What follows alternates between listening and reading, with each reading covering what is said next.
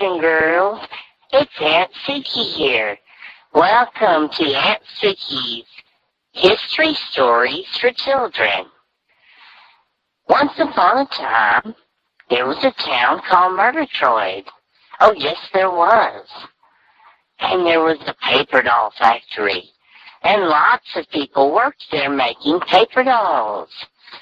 And then this sick, evil, twisted, horrible, dreadful person called Apronhead came along and burned down and destroyed the paper doll factory. But one paper doll, a living, walking, talking paper doll named Flashy, escaped because her kind creator, Dr. Getrick, had gotten her out of the factory before it went up in flames, just like most of Murgatroyd did a long time after that. And so, boys and girls, Flashy was walking around, a living, walking, talking paper doll. But then this evil, dreadful, sick, twisted clown named Bangledy-Boop, who claimed to be Apronhead's father, started chasing Flashy around, trying to destroy her. First he went after her with scissors. Then he went after her with a staple gun. But Flashy kept getting away, and she kept getting away. And finally, the clown just gave up in despair and disgust and hung himself from the Statue of Liberace in Dead Center Park. He committed suicide, just like his son Apronhead, doing the world a big favor and making the world a much nicer place.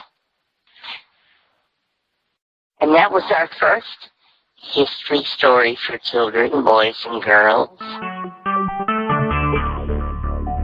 Talk shoes. Recorded live. Hi, boys and girls at the elementary school.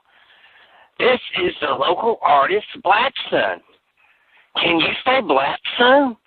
I want all of you to get out your little notepads and your crayons and your pencils.